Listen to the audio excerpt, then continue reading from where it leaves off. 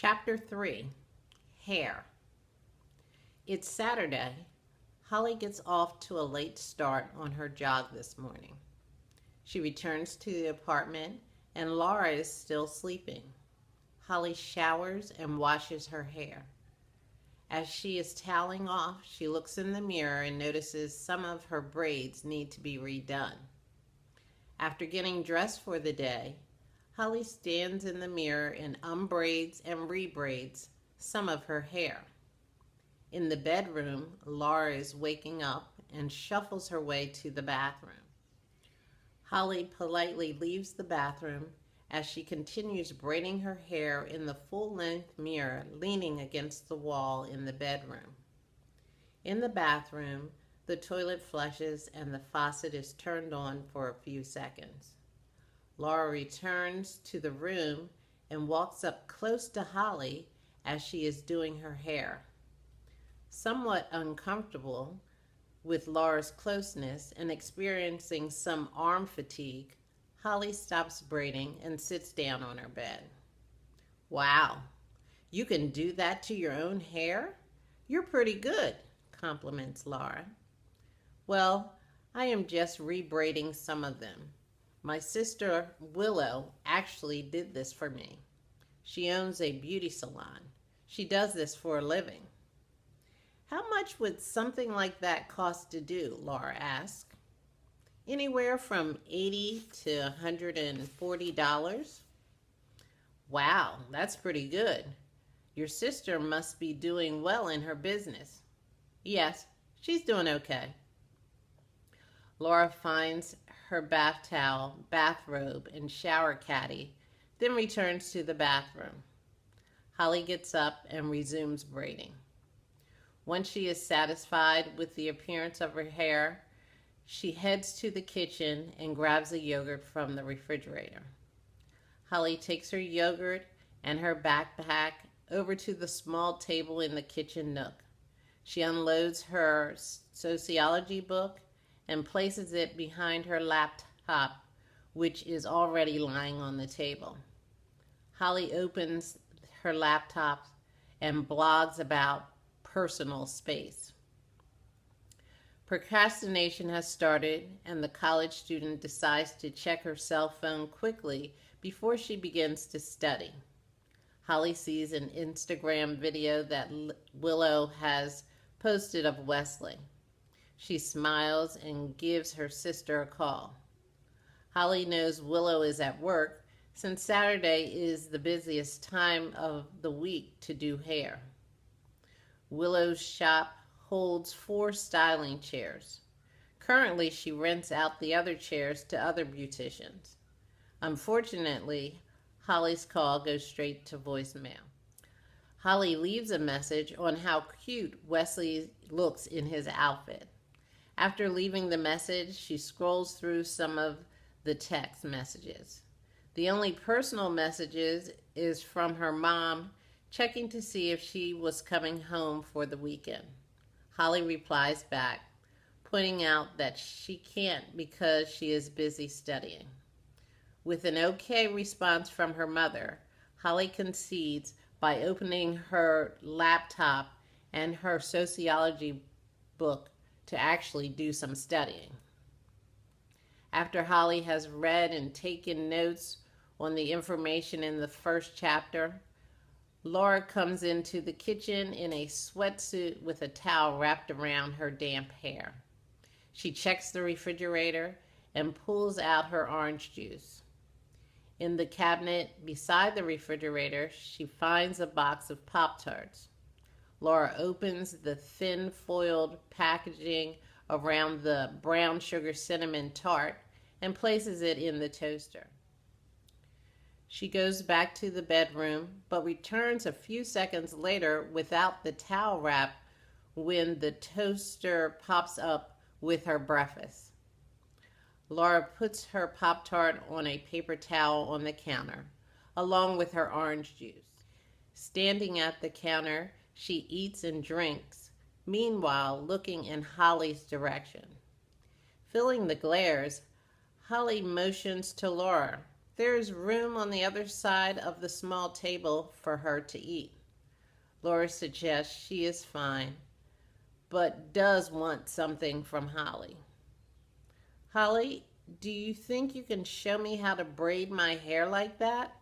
Laura asks with an awkward grin. Holly looks over at Laura. Just try to braid it tightly, but you will probably need a rubber band for the end of your hair. Well, I don't know how to braid that good. That's why I want you to show me. Try it for a while, and then I will show you in a few minutes if you can't get it. I have bands in my top drawer if you don't have any. Laura returns to the room. Holly returns to reading and note-taking.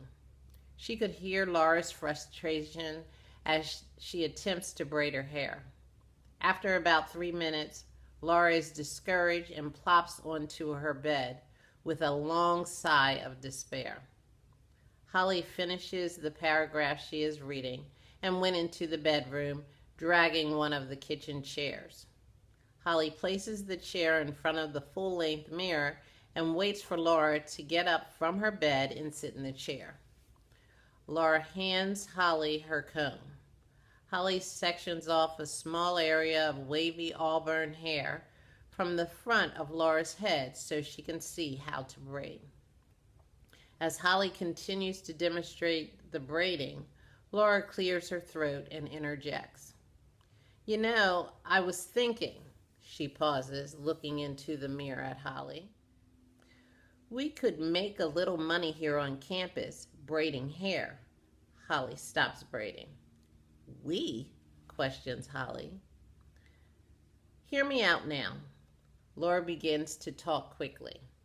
You can braid or cornrow my hair, and I can advertise it to the white girls and even some of the white guys on campus. I would set up appointments, and you could do the hair.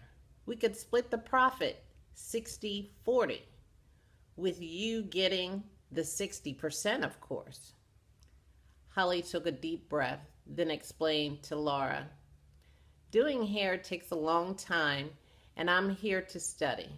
Plus, I can get both white and black business on my own if I wanted to do that. And lastly, I have braided hair for 100% of the profit before. I don't, so you don't want to go into business with me? Laura interrupts. Well, I will get some other black person on campus. Laura abruptly gets up from the chair and takes out the partial braid Holly has put in her hair. Fortunately, Holly's cell phone is ringing in the kitchen, so she leaves to go answer it. It's Willow returning her call. Laura grabs her book bag and slams the door closed as she exits the apartment. What was that? Asked Willow after hearing a loud noise. My roommate acting a fool, replies Holly. Do you want to talk about it? No. I want to talk about my cute nephew. I saw the Instagram video. It sounds like he was talking with someone. Does he have a little friend? No. Maybe an imaginary friend, Willow laughs. He's just playing with his toy. He's a typical boy. Sorry, Holly. I gotta go. Miss Faye's relaxer is burning. The two sisters' conversation is cut short since Willow needs to get back to work. Holly, Destiny, and Fiona are eating at a table in the cafeteria when Fiona spots Laura with her tray and calls out to her to join the group. Laura looks over, pauses, and decides to head in the opposite direction. Laura sits down at a table at the opposite end of the cafeteria. What's up with your roommate, Laura? I know she saw us, Fiona asked with a perplexed look on her face. Who's she sitting with? Fiona stands to get a better look. It looks like she doesn't even know those people. Fiona and Destiny look at Holly for an answer. She's mad at me. She proposed a business for me and her to go into, starts Holly. What business? Can I get in on it? Wonders Fiona. A hair braiding business, replies Holly. Does she know how to braid hair? And who has time for that? Asks Destiny. No, she doesn't know how to braid hair, and I don't have time for it, Holly sternly replies. And get this, she wants 40% of the profit. For what? Questions Fiona and Destiny in unison loudly with some laughter. My point exactly. 40% for what? You need to let girlfriend know. We be free. We can read contracts now. We know the worth of our skill set. This ain't no record deal where we do all the work and you get paid. This ain't, offers Destiny in a derogatory, broken English manner. You need to stop, Destiny, Holly interrupted and laughed along with Fiona. The laughing continued for a while before all three can collect themselves. What are you going to do when you get back to the apartment? Asked Fiona. Do you need us to go with you? No, I'm fine. We're both 20-year-old adults. Hopefully she will cool off soon. I figure she's a business major trying to do her business thing.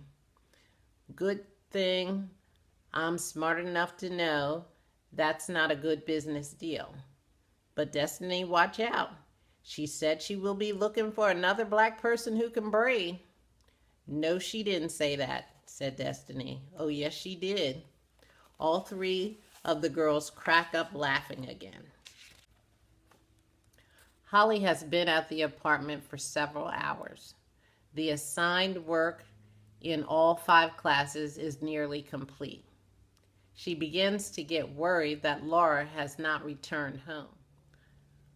Holly didn't believe Laura would stay out so late, but then again, Holly really didn't know Laura well.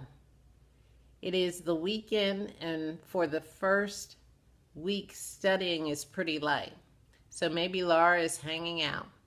Just because Holly is a homebody didn't mean Laura is the same way. It bothers her that Laura was upset earlier. She decides to get ready for bed, and if she doesn't hear from her in 15 minutes, she would text just to check on her welfare. Fortunately, the apartment door opens. Laura comes in with her book bag. Holly gives a smile as Laura drops her bag and heads to the kitchen. Hey, says Holly. Hey, replies Laura. You doing okay? Holly looks over and Laura just shakes her head. Did you want to talk about today? Holly gets right to the point. No, I'm fine. I was upset, but I'm cool now and very tired. I'm going to bed, replies Laura. Okay, cool. Chapter 3. Holly and Laura have a disagreement. Share in the comments below how you've experienced a disagreement with a roommate or a friend and how it was resolved. See you in Chapter 4.